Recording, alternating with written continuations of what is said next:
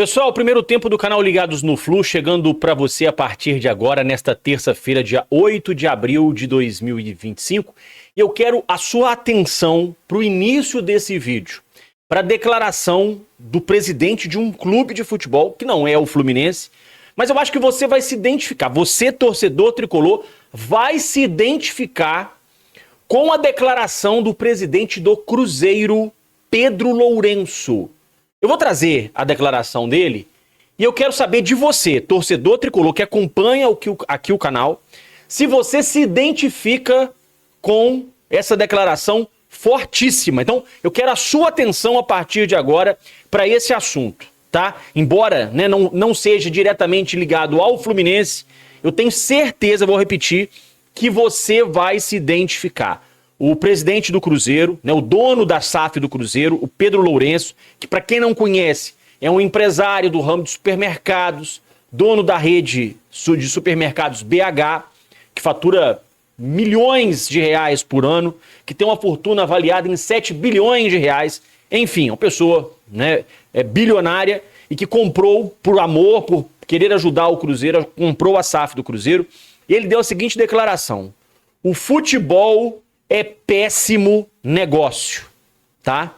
E a gente tem que lembrar que o Fluminense é um clube que está prestes a se tornar SAF. Dia 14, na semana que vem, inclusive, tem a reunião do Conselho Deliberativo, onde provavelmente o presidente Mário irá apresentar novidades sobre esse tema. E aí o presidente do Cruzeiro, nessa declaração que ele deu, ele disse o seguinte, olha só, hein? Abre aspas. A realidade mostra para todos.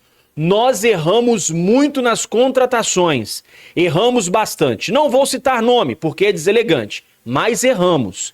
Conversei com ele, o Alexandre Matos, que é quem cuida ali do futebol do Cruzeiro, e agora temos que errar menos, de preferência não errar. Então o presidente da SAF do Cruzeiro admitindo que o Cruzeiro gastou demais e contratou errado. Quem dera, né? Se todo dirigente tivesse essa capacidade de admitir que errou, que contratou errado, que gastou o dinheiro errado, né? No caso do dono da SAF do Cruzeiro, dinheiro dele, né? Não é dinheiro do Cruzeiro, é dinheiro dele. Porque tem muito presidente aí, que contrata, gasta, e aí depois acaba o mandato, vai embora e a dívida fica, para os outros presidentes. O próprio Cruzeiro, tá pagando até hoje, e vai pagar durante muitos anos, dívidas que outros presidentes fizeram com o dinheiro do Cruzeiro. Agora não, agora o dinheiro é do Pedro Lourenço, sai do bolso dele. Então por isso que ele está sentindo. E aí vejam bem o que ele está falando. Fizemos contratações que não deveríamos. Trabalhar para recuperar isso. Às vezes temos muitos para uma posição, mas não com o perfil que o técnico precisa.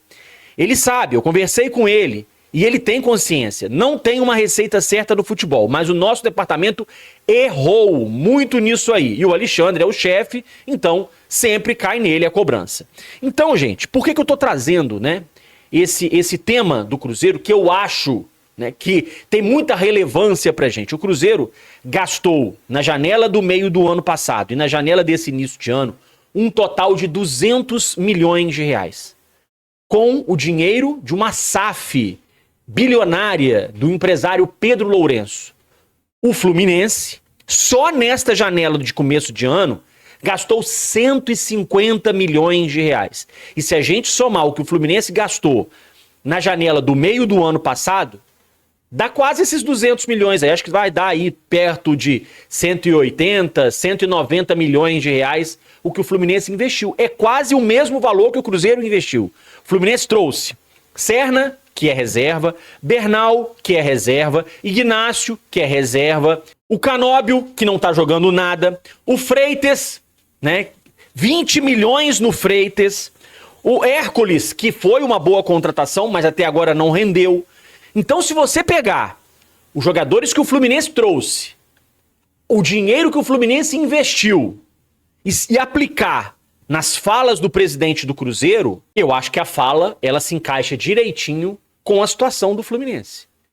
Queria, quem pudera, que o presidente do Fluminense, que a diretoria do Fluminense admitisse, assim, publicamente, que errou, que investiu em jogadores que não deveria ter investido. Porque essa declaração do presidente do Cruzeiro é uma meia-culpa. Olha, temos dinheiro, contratamos muito, gastamos muito e contratamos errado. Às vezes, ele fala, às vezes temos muitos jogadores para uma posição e falta para outros. E aí a gente olha para o elenco do Fluminense, que tem jogadores para o lado de campo como o Lavega, que não está sendo utilizado, que é outro, custou dinheiro, o Fluminense pagou pelo Lavega, ninguém sabe o valor, que não foi revelado. Então você tem o Lavega, você tem o Serna, você tem o Keno, você tem o Canóbio, aí você tem os meninos que estão machucados, no caso do Riquelme, que também joga ali pelo lado de campo, você tem o Arias. Olha quantos jogadores de lado de campo o Fluminense tem. Mas falta, por exemplo, um zagueiro que possa ser ali um companheiro do Thiago Silva na zaga, porque os que tem não dão conta do recado. Falta, por exemplo, ao Fluminense opções para lateral. As laterais hoje do Fluminense, com as contusões do Guga e do Fuentes, o Fluminense só tem René e o Samuel Xavier pro ataque, para a posição de centroavante. O Fluminense, quando vendeu o Cauã Elias, o Fluminense já havia necessidade de trazer um centroavante. Pois o Fluminense vendeu o Cauã Elias e trouxe o Everaldo, que não tem rendido. Então, assim, o Fluminense já tinha necessidade de trazer um jogador e aí vendeu o Cauã. E aí só trouxe um jogador, e depois ainda negociou o Lelê. Então você tem, às vezes, muitos jogadores, né, pro lado de campo, mas falta um jogador para centroavante. Você tem muitos jogadores pro lado de campo, mas falta um zagueiro que consiga passar tranquilidade para a zaga, para a defesa do Fluminense. Posição de volante, de primeiro volante hoje no elenco, só tem o Bernal, porque o Otávio se machucou, então você só tem o Bernal de primeiro volante. Hércules e Martinelli são segundo volantes. Então, acho que a fala do presidente do Cruzeiro se aplica perfeitamente no momento que o Fluminense vive. Perfeitamente.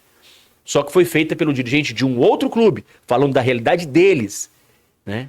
Então, acho que foi importante trazer essa declaração aqui para reflexão do nosso torcedor. Bom, pessoal, não esqueça de se inscrever aqui no canal Ligados no Flu, deixar o seu like nesse vídeo e também deixar o seu comentário. Quero saber a cidade de onde você nos acompanha. Seja muito bem-vindo, seja bem-vinda também você, torcedora tricolor, que está aqui no canal Ligados no Flu acompanhando o nosso trabalho. Bom, pessoal, quero chamar a sua atenção para mais um assunto importantíssimo, tá? Atenção, hein? O Vasco, vocês devem ter visto aí no noticiário, que firmou um acordo com o consórcio formado por Flamengo e Fluminense, para mandar jogos no Maracanã. O Vasco tinha conseguido uma liminar à justiça para poder mandar o jogo contra o Flamengo em São Januário, e aí no final das contas fez um acordo e vai poder jogar no Maracanã de 4 a 8 jogos em 2025 e 2026, além dos clássicos, e isso inclui o clássico Vasco e Fluminense. Primeiro turno o mando é do Fluminense, segundo turno o mando do Vasco. Os dois jogos serão no Maracanã com divisão igual de torcidas, tá? Meio a meio, ou seja, teremos campo neutro. Serão dois clássicos, né, com campo neutro, assim como já é Fluminense e Flamengo, que também a divisão de torcida é meio a meio. A diferença é que quando o mando de campo for do Fluminense, o Fluminense vai abrir a venda dos ingressos com prioridade para os seus sócios. E isso acontece ao contrário quando o mando de campo for do Vasco. O Vasco vai dar prioridade para os seus sócios quando a venda for aberta para o jogo com o mando do Vasco no segundo turno, tá? E ficou decidido também que a torcida do Fluminense ficará no setor sul do Maracanã e a torcida do Vasco no setor norte. E aí tinha aquela briga, né, dado de torcida e tal. Então tá resolvido isso. Torcida do Fluminense setor sul, torcida do Vasco no setor norte. Porém, gente, até aí tudo bem. Até aí tudo bem. Fizeram lá o acordo, o Vasco vai mandar alguns jogos no Maracanã. Tá ok, beleza, tá valendo. Ok, tranquilo. Só que hoje saiu uma publicação na coluna do Diogo Dantas, no jornal O Globo, dizendo que Vasco e Flamengo... muita atenção a partir de agora, hein? Vasco e Flamengo podem se juntar para rever o acordo do Fluminense com o Flamengo em relação à administração do consórcio do Maracanã, tá? Vasco e Flamengo podem se juntar para que o Vasco entre no meio dessa sociedade aí e tenha uma participação no Maracanã maior do que a do Fluminense. É isso mesmo que você ouviu, tá? Eu vou colocar para você na tela agora a publicação do Diogo Dantas. Olha aí, gente. Flamengo e Vasco podem rever divisão do Maracanã com o Fluminense. Tá? Acordo passa por reforma em São Januário e obra do gasômetro. A matéria está dizendo que, além do acordo fechado, tá? Para que o Vasco possa mandar esses jogos aí no Maracanã em 2025 e 2026, Vasco e Flamengo já conversam para formar um novo modelo de exploração do Maracanã com a presença dos clubes na divisão de receitas e despesas de maneira diferente do que está determinado no edital do governo do estado, que previu o Flamengo com 65% e o Fluminense com 35% da operação. Em função do alto custo do estádio, o Flamengo está aberto a rediscutir a divisão, que na prática poderia deixá-lo com 40% junto com o Vasco e o Fluminense com 20%. Entenderam? Está escrito aqui, Flamengo e Vasco ficariam com 40% cada um do consórcio e o Fluminense, que hoje tem 35%, passaria a ter 20%. Essa é a intenção de Vasco e Flamengo, que já conversam, tá? Para que isso possa acontecer. Desta forma, os dois clubes, ou seja, Vasco e Flamengo, sustentariam melhor o Maracanã a médio prazo. A concessão atual é de 20 anos. Esse novo modelo tem a ver com a perspectiva de falta de estádios para Flamengo e Vasco. O rubro-negro, que tem aí, né, a obra do gasômetro, está prevista para começar só em 2027, ele está tentando potencializar as receitas do Maracanã e minimizar as despesas para fazê-lo definitivamente de sua casa principal até sair, né, a sua arena. A direção já se deu conta de que não poderá bancar o Fluminense no consórcio. Para isso, vê a entrada do Vasco no cenário como um parceiro interessante, já que São Januário ficará fechado para reforma este ano. Pelo edital de concessão, que já prevê a divisão atual, Flamengo e Fluminense teriam que se entender para incorporar o Vasco no consórcio de maneira não oficial, mas sobre a nova lógica de operação. A sensação de quem trabalha no estádio é de que todos poderão se beneficiar se estiverem juntos. O Vasco também viu a oportunidade de olho no longo prazo, pois com o São Januário reformando e apto para shows, também poderá requisitar o Maracanã como mandante. Então, gente, pelo que está escrito aqui, o Vasco e o Flamengo estão se juntando, estão conversando para que o Vasco entre no consórcio, mas assim, de forma indireta, né? Porque o consórcio já foi aprovado, né? Com o Fluminense e o Flamengo. E aí, o Vasco entraria ali nesse acordo e poderia passar a ter direito a 40%, né, toda a operação do estádio. Enquanto que o Fluminense, que tem 35%, teria que reduzir para 20%. Mas para isso acontecer, o Flamengo tem que chegar a um acordo com o Fluminense. Se o presidente Mário aceitar um negócio desse, vai ser um escândalo. Vai ser um escândalo. Porque primeiro vem a história da SAF, né, de venda da SAF aí por 500 milhões, que a torcida tá, né, pé da vida. Agora, depois de toda essa negociação aí envolvendo o Maracanã, o Flamengo com a antiga diretoria, o Landim, agora o Flamengo assume uma nova diretoria. E eles pretendem mudar o acordo e meio que escantear o Fluminense? Colocar o Vasco com mais direito ao Maracanã do que o Fluminense? Se o presidente Mário aceitar um negócio desse, vai ser um escândalo. Vamos falar de futebol agora, Campo Bola? Né? Vamos mudar um pouquinho o panorama aqui do nosso vídeo. O técnico Renato Gaúcho comanda agora de manhã mais um treino lá no CT Carlos Castilho, tá? Visando a partida contra o San José, quinta-feira no Maracanã, 9h30 da noite. E antes, às 6 horas da tarde, tem no Maracanãzinho Fluminense e SESI Bauru pela Superliga Feminina de Vôlei, valendo vaga inédita para o Fluminense na semifinal da Superliga, tá? Torcedor que chegar com camisa do Fluminense entra de graça. Você que comprou o seu ingresso para a Sul-Americana, apresentar o ingresso, também entra de graça, tá? Então, né, a galera que vai para o jogo da Sula, ó, mais cedo, partiu o Maracanãzinho, jogo da Superliga Feminina de Vôlei e depois tem o Fluminense na Sul-Americana. Mas voltando aqui a vaca fria, né, como diriam os antigos, voltando aqui à história do treino do Fluminense, ontem o Renato Gaúcho, ele comandou um coletivo lá no CT Carlos Castilho com a presença principalmente dos reservas e daqueles jogadores que têm sido pouco utilizados ou que entraram alguns minutos apenas no jogo diante do Bragantino no final de semana. Ganso, por exemplo, participou normalmente dessa atividade. A equipe sub-20, que tinha sido pedida pelo Renato para fazer esse coletivo, foi para São Paulo para o jogo do Campeonato Brasileiro amanhã contra o Bragantino lá em Bragança Paulista, mas 3 jogadores da base completaram o treino. Tá?